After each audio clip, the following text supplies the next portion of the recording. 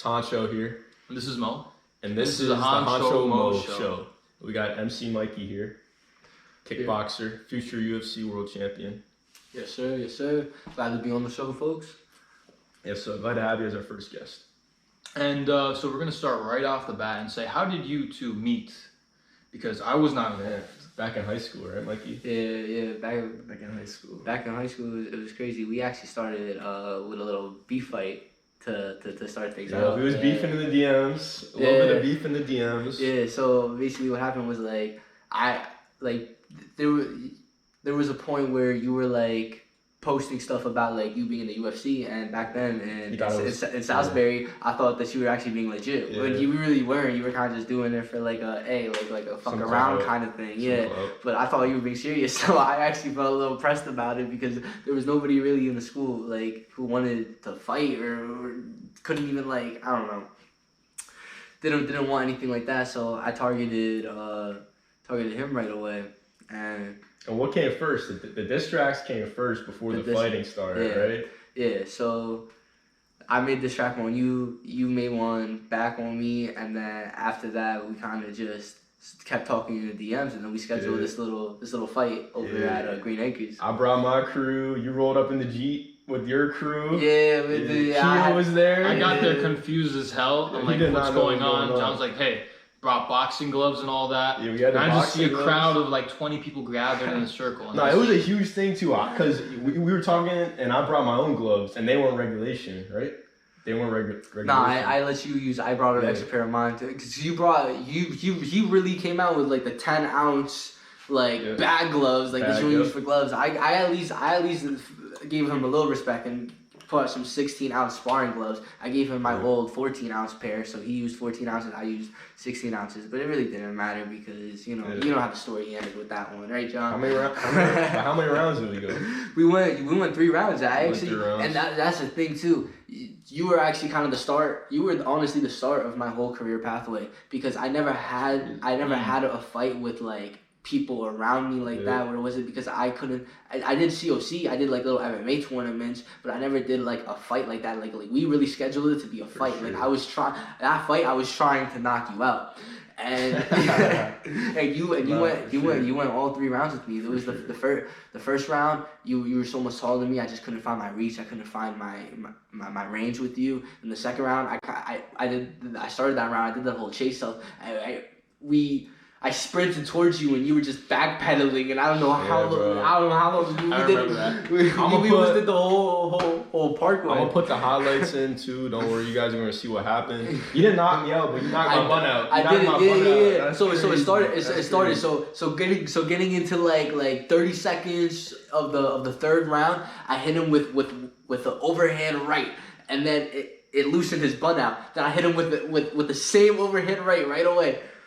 The bun came basically completely out, and then you were kind of like backpedaling again. You were throwing some nice like 1s and 2s to keep your distance, so I couldn't really find a way in. See, I was trying to create distance, but I couldn't. And when I was throwing punches, I wasn't used to that. Like, and there was pain in my arms, bro. Like, I wasn't used to that pain in my joints and shit. Like, I just wasn't ready for that shit, bro. I'm gonna be honest with you. So that last punch you threw that straight, I caught up onto it, and I threw a left hook, and I know it rang you because you completely turned your back on me, and then basically ran off of the. I ran out the scene. I was just like, oh, I'm gonna give it to him. He's a fighter, and I'm not. Like, it was respect because you held your own the whole 3 rounds, and that was the thing to prove. Like how first of all, how qualified of a fighter could I really be, and how you would hold your own against someone like me, and we both basically proved that. Like we both had a showing that day, so it kind of like I feel like it elevated both of us in type of way. And I advertised it all over my Instagram. There used to be a universal platform, which now it's called Honcho and Mo. But I wanted to ask you another question, Mikey. So that was the beginning of your career, and John had a little bit of inspirational impact on it. But since then, you've come a long way. And the question bodes, what has this journey of kickboxing really taught you, and where has it put your mentality and your life path? It's a deep question, man. Oh shit. Let's be real. I mean, my dream is to get into a cage, an octagon to be exact, in big light shows of the UFC, and fight in that octagon for money, right? And that's how a lot of people see it. I've just been, martial arts has just been something that I've had onto my life for all my life. When I was in elementary school, I would say like in the 3rd grade, my parents started me out with Taekwondo. I started with that, and I developed very, very quickly. And I almost got my black belt in 3 years. Damn. I was a little overweight too. I was a little chubby kid back then too. So it helped me learn discipline. It motivated me. It gave me that competitive mindset. Growing up, every kid doesn't really know where he wants to go. So I was lucky that they kind of put me on a little bit of that path right away. Yeah. And basically, I competed in tournaments. I have some of my trophies right up there. Yep. And almost 3 years, I almost got my black belt. I was 1 belt away from being a black belt, and I quit. I stopped training in Taekwondo when I reached about right before middle school. I say like the 5th grade. And but that was a good change though. For a year and a half, I kind of just sat on my ass playing video games, eating potato chips. You know what any elementary school. Yeah, we kind of do. You know what I mean? We've all been there. But I was like, man, I want to get back into it. And there, I found my love. I found my passion. I found Tiger Schulman's. In beginning, I would say the 6th grade, 7th grade, I found Tiger Schulman's, and that has been my home now for 6 years. It's given me a passion, it's given me a drive, it's given me many goals to reach for, both, you know, inside the gym and outside of the gym. They've basically, that gym has seen me grow up too. So I'll forever hold so much respect for that gym and love for all the people there. And it's humbled me. I don't know how to say. You said what have I gained from it? I gained so much from martial arts. It's incredible. I can't even put it into a list of words of what I can say to describe. Fighting is martial. It's not even fighting. It's just martial arts with me. And Sean Strickland said it best. He just won the world championship against Adesanya. Yeah. And he said, and in one of these interviews that I was watching back, he said it best. He said, man, sometimes I don't even like fighting. I don't even like to get up there and to fight. It's the fact that I love training so much. It's the fact that every time I step up on the mat and I train, I let all my aggression out, all my demons out, everything out, and all the bullshit that I bring all into the gym when I'm on that mat, it all just fades away. And fighting gives you a purpose to keep doing that and keep pushing that and really test your skills of how much you've learned from that. And that's the fighting is competitive. I think fighting is the only actual sport that like is real.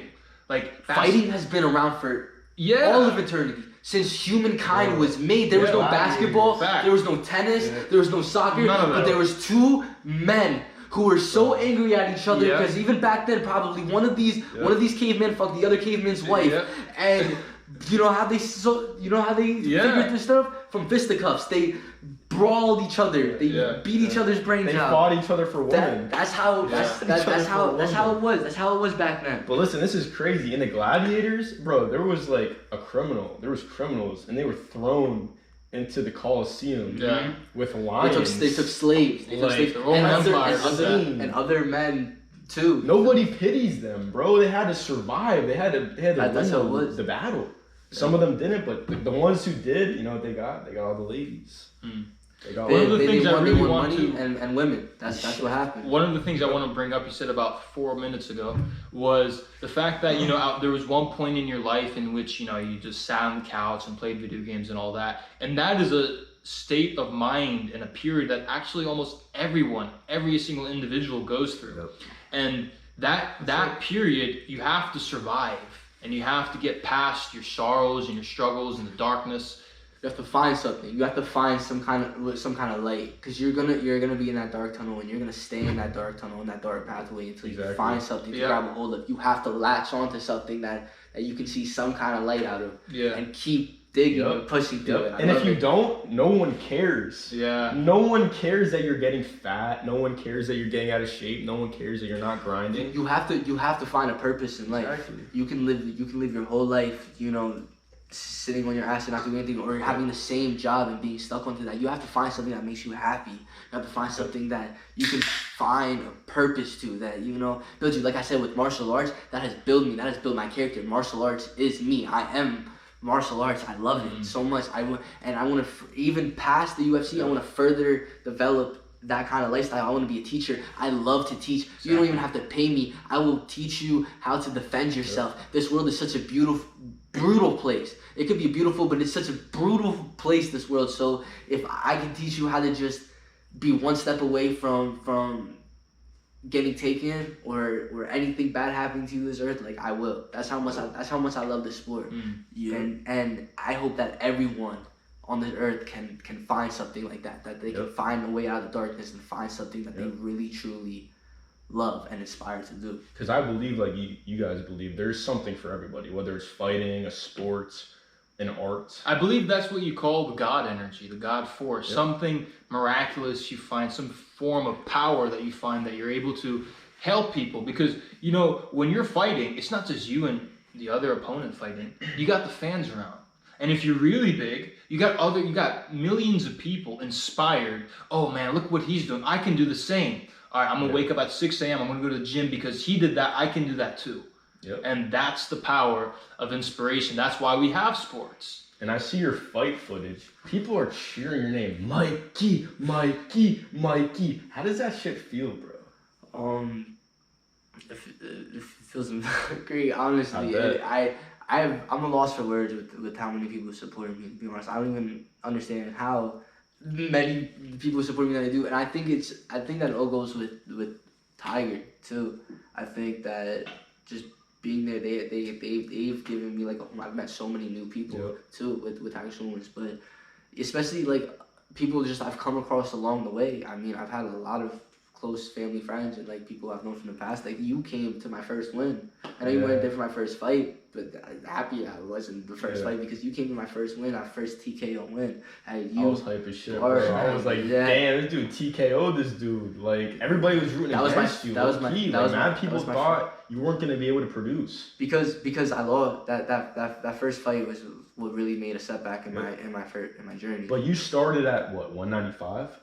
190. Wow. That was my first fight, and when I started Tiger Schulman's, I was like 220.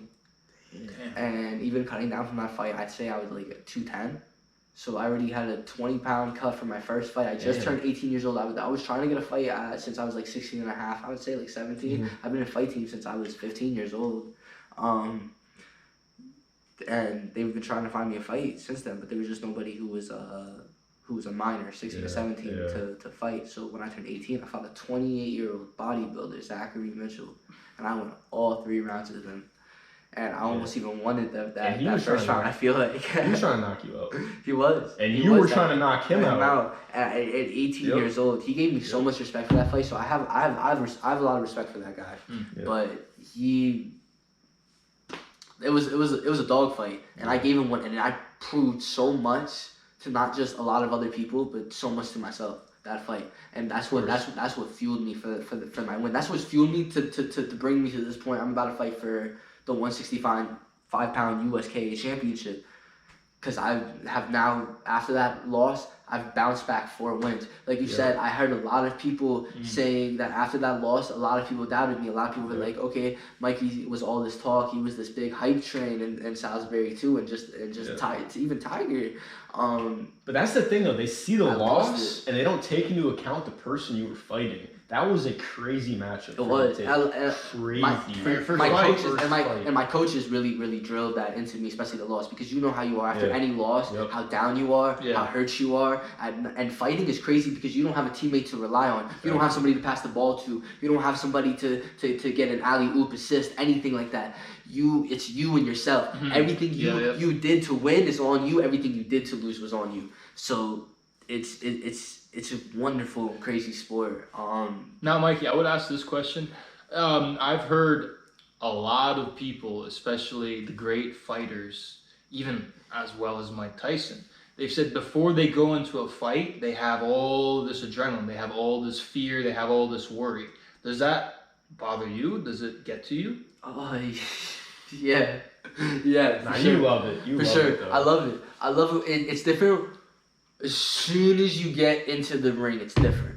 The whole thing before it, getting to the event, doing the weigh-ins there, doing the doctor checkup in there. Actually, I'm a little relaxed. I'm a little relaxed during the doctor check-ins and when I get there now. During my first few fights, I was shaking, fucking now I can do it. But when it gets to that point when you're in the locker room, and especially now, because now I'm later down the card, my first couple fights, I was the beginning of the card, so I got to just go out and bang right away and go back home. Now I'm later in the card, so you hear the roar of the crowd, you hear the music playing, you hear the announcer go, and winner, and you want it so bad when you're in there. You're looking. I was in a boys' bath locker room.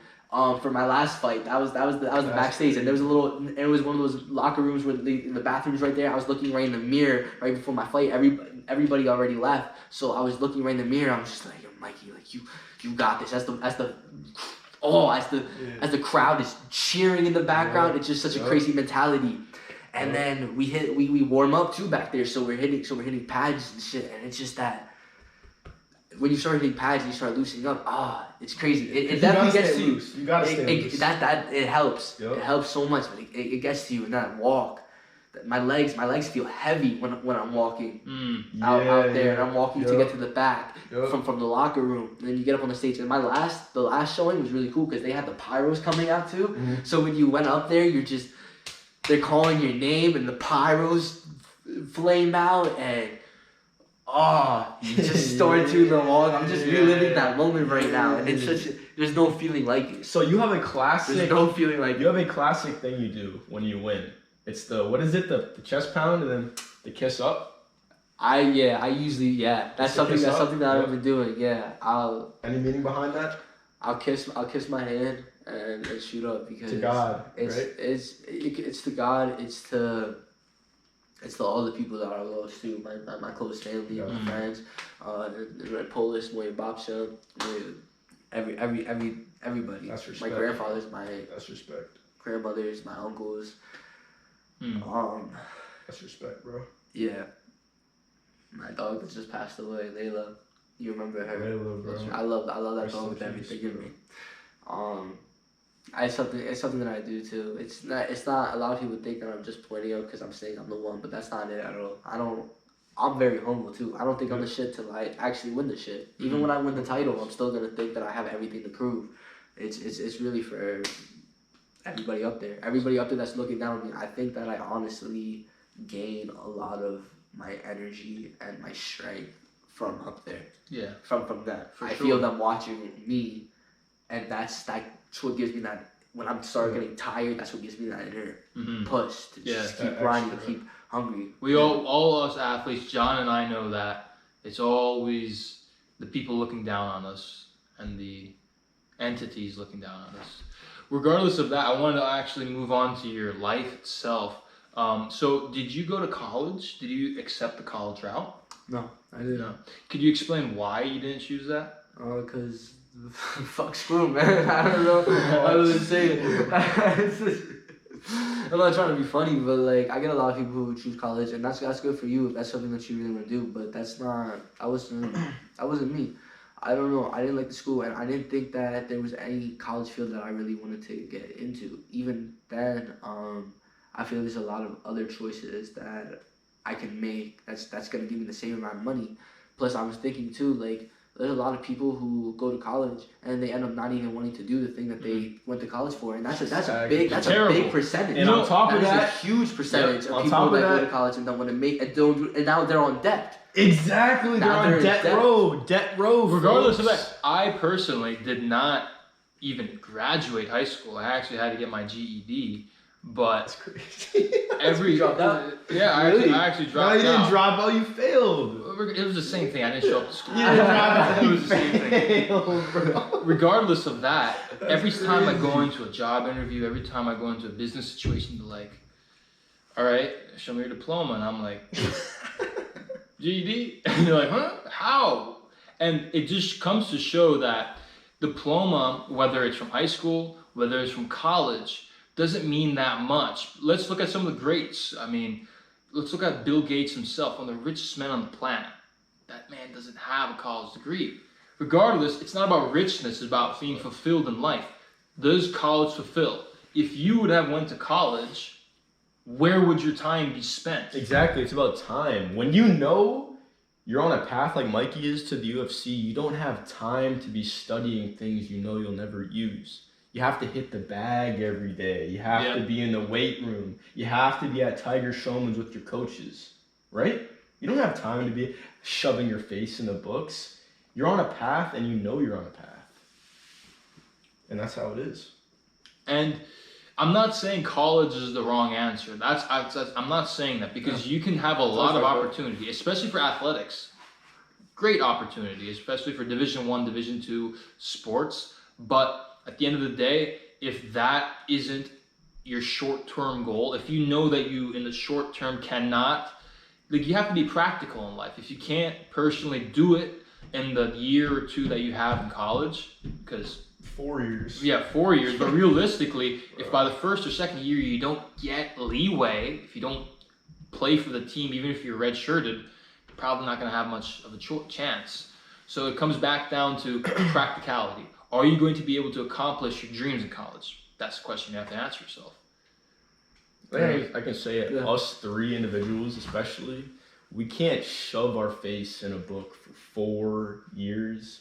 People do it for 8 years. Mikey, could you do that? Nah, it's just not me. There's people who honestly enjoy it, and that's good for them. But there's a lot of people like us who just don't. It's just not for them, and they need to stop shoving it in your faces constantly that college is the thing for you, because it's not. It's really not. You can find, you can, there's how many, think about the most successful people in the world. They don't talk about that. The high schools don't talk about the most successful people in the world, like Steve Jobs, or people who dropped out of high school, you know? High school, dropped out of Many people dropped out of high school that were successful, Steve Jobs, look-key, how much is that man worth? Do you want to check that? He was worth billions 20 billion, 20 billion. Oh, man. You know, so it's crazy. It's, there's a lot of, life is crazy. You know what I mean? Anything can happen at any time. So stop wasting your life on bullshit. Yeah. Find something that you're passionate about and do it. Because even if you die failing, you died doing something that you love. Yep. That's the biggest thing. You don't know when you're going to go. You don't know if you're going to go today, tomorrow, next week, next month. Do what you love. And that's a motto I live by. I'll either be homeless or accomplish my goals. I don't care. Like, I'm going to keep giving that effort regardless of how old I get. I'm going to keep doing what I love because that's what I believe in. Believe in God and you can do anything you want. If you ally yourself with the most powerful force in the world, you don't have much to worry about except yourself. And you have to get your mind right before you succeed. And Mikey, so you have your life path. What do you see in the next, say, you can't think 10 years ahead because that's too far. What do you see in the next year? What are your goals? How are you going to get there? You know, I know every day you don't want to go in the gym. I mean, some do. Nah, this dude wants to. This dude lives in the gym. I'm telling you, bro. He lives there. I love it. So what's for the next year? What do you see? Man, keep winning. Win the title. Find me an opponent, USKA. I'm looking at you. This guy pulled out. And respect to you, though, Pape. You reached out to me. Much love. I don't know if you're going to watch this or not, but much love to you because you reached out to me, and not a lot of guys have the balls to do that. But stop ducking him, though. Fight this man. If you're scheduled to fight this man, fight this man. Yeah, I train hard for this. I'm ready for this. Like I said in my post-fight interview, anyone, anytime, any place, I don't care, whatever event. We gonna put highlights in. I'm here. I'm ready. I'm hungry. I'm grinding. He ready, yo. This is my life. I've dedicated my life to this. This is my only way to prove it. You know what I mean? Yep. To getting into that ring is when I can prove how hard I've worked for this. So I'm ready. I'm ready for that title. I'm ready to be a champion, man. 4-1 has led me to this moment after that first fight. Yep. Win. TKO win. That's the next fight at Gut Check. I don't know if you remember it. It was a dog fight. It went all 3 rounds, but I was the dominant winner that entire fight. So I showed a dominant showing. Then the next fight after that against Evan Judkins back in Allentown. I had a hometown fight December 3rd at the Parkview Inn in Allentown, PA, and that was a good fight too. But that fight, I just leveled up. I upgraded my whole stance. I started finding ways down to the body too, because I know my first 3 fights I didn't do that. So I was working body work, I was working legs, I was working everything. I was the dominant one again that fight. And then my last fight now here in Broadheadsville, it won me basically the #1 contenders match for this title. How was that fight? That was that's the one where a lot of nerves got to me, because I've had every fight there's more and more pressure. So I have to start getting used to the mindset of I've worked so hard for this. This was meant for me. You know what I mean? Yeah. I gotta stop thinking that a lot of shit can happen. Even Muhammad Ali, the greatest in the world, had these nerves. And like, wow, like this isn't for me. And he was one of the greatest. You know what I mean? So all of these fighters are gonna get it. If you don't, my one coach said this when we were in the back. He's not my coach. He's the coach of Bishopville, but he was in the back with his fighters that were fighting that night. And he said, if you don't got nerves, you're just a psychopath, honestly. Like if you're not feeling any nervous energy, you're a psycho. So it's how you have them. You're gonna have them, and those are good. And those nerves actually can bring you a win in that ring. Yeah. I actually want to backpedal a little bit, because a story you told me came to my mind when you were in Poland at a playground, and this dude was like bullying you a little bit. You know what I'm talking about? And you you were on the swing, remember, he was like bullying you, and you had to like take care of business. Like he was picking on you, and you punched him in the face. You know what I'm talking about. I might have, yeah. You know what I'm talking about. Yeah, but it was just, yeah. I remember you telling me that. It was just something small. But I remember you telling me that's what really gave you that like edge. You were like, I can do this. Like, you know what I mean? But it wasn't there in Poland. It was actually here. It was here. For real. I did tell you a story of someone. There was when you're American and you go to Poland and they kind of hear that American accent, it's just nature to them to kind of like pick on you. A lot of love to you know. But you fucked that dude up, right? You fucked him up. And here in Allentown though, I've definitely proved myself to a couple people. I'm not gonna name like stuff like that. Like I don't want to call out names like that. But here in Allentown, I've proved myself. Let's just say MC Mikey's he's taken care of business a handful of times. He's done what he had to do to get to this spot. Yeah, and that's actually inspirational, Mikey, because every man goes through challenges in life, and I think fighting is. We talked about it before. Fighting is just that one thing that has always been there. Business, I mean, 10,000 years ago did business exist? Sure, you sold a fur for some fish or something, but like fighting always existed. You attacked the neighbor country and you took, what's so funny about it? And that you're still carrying on that legacy.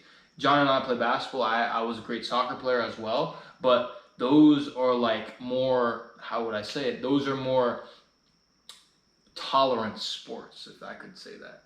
You don't fight in those sports. Sure, you might body the opponent and get a layup, but you know, in fighting, you're trying to knock the other player out. Even in football, the play ends. Your life's not on the line. Your life's not on the line. Like in fighting, you could die.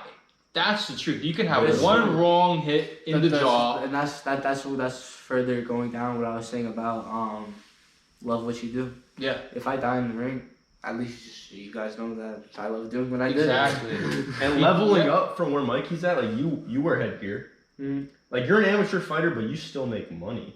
Yeah. From it. It's ticket sales. It's enough. A little bit. It's nothing to feed yourself with. But you're trying to level up just a little bit. And you're not gonna be but you're not gonna be wearing headgear. Like you're shooting for the UFC, am I wrong? Yeah. You're not gonna be wearing headgear. You're literally gonna be putting yourself out there in a gladiator fight. Yeah. Like they passed a new rule after my fight. They want to fight in Pennsylvania, no headgear, no shin guards for amateur fights. Yep. So that means more training. So more weights. And bro, how old are you? Different weights. I'm 20 years old now. Bro, he's only 20. Yeah. So that just shows how much of a timeline he has to improve. At least 2 years. At least, regardless. He could be professional in 2 years. And 20 is not an age. Think about all the professional fighters, except a couple, but they all became great 22, 23, 24, 25. And I actually believe we'll have you in a couple of years in a podcast, and we will speak about. Yeah, we'll have another podcast when you hit your prime. When you hit your prime, definitely. Yes, sir. You'll be back, bro. But talking about the Adesanya Strickland fight, like Adesanya's 34 years old, Strickland's 32 years old. I've done my research, but it's like you're 20 years old, and you have all of these goals. You have these year goals, you have monthly goals, you have weekly goals. There's so much for you to do in this time span. Like, it's just crazy, man. It's really crazy. Yeah, I have a lot of dreams for this. Yeah. My plan is set in motion for this. Like, my plan is already set in motion. Tiger's plan for me is set in motion. God's plan for me is set in motion. Win or lose too, this fight too, I'm gonna keep going for it. I'm gonna keep grinding for it. I know you probably lost in the corner, and that's not true. Bro, it hurts. I bet half my net worth you're gonna make it. I bet half my net worth you're gonna make it. What's your record right now? 4-1. 4-1. Okay. He hasn't lost since that first fight. Yeah. Everyone might do it, but regardless, we've talked about fighting. We've talked about a lot of things. Now, I actually want to change the direction. You're probably not ready for this, but where do you think the direction of the world is going? We live in a crazy society nowadays in the United States.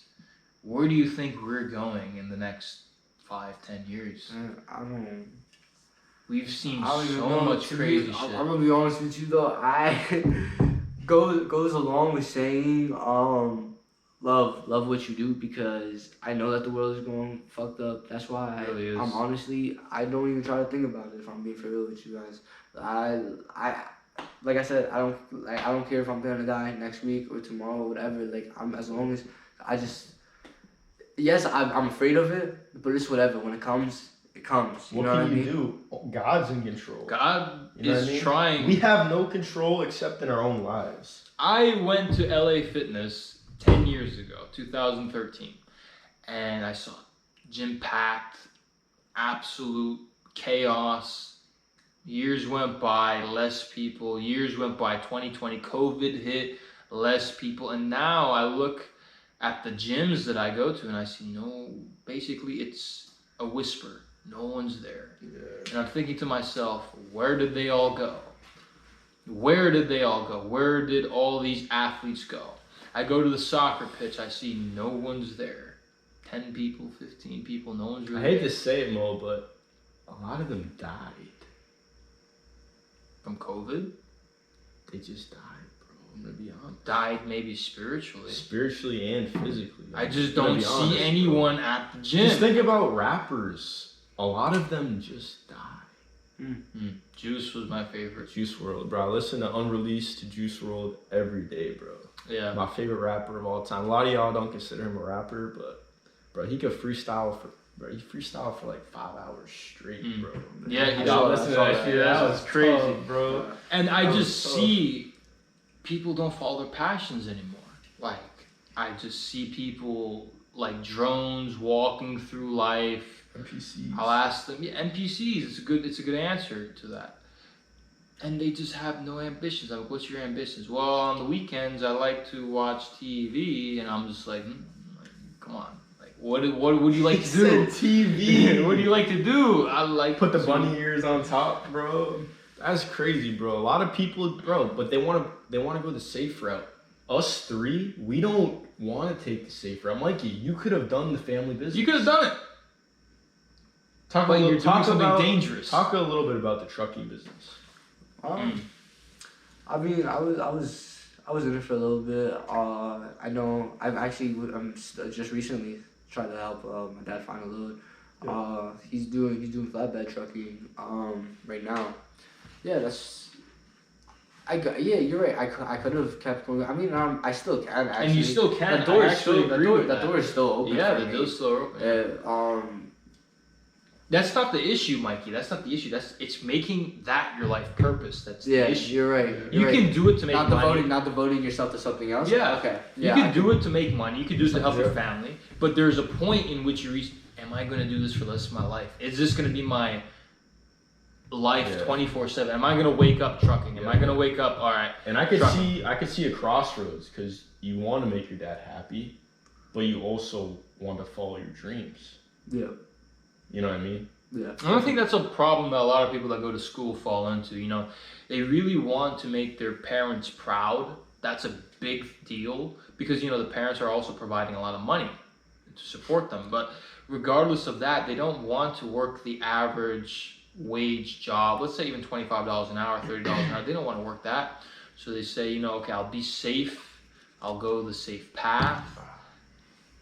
But their dreams, there's myriad of dreams that you could have, from art to fucking sculpture to fucking athletics. Like I don't even understand the art side of it, but there's just so many dreams, and people don't pursue them because of the fear of poverty. I think that's the big and family looking down. Well, that's the thing, bro. Like most people are living to not be homeless.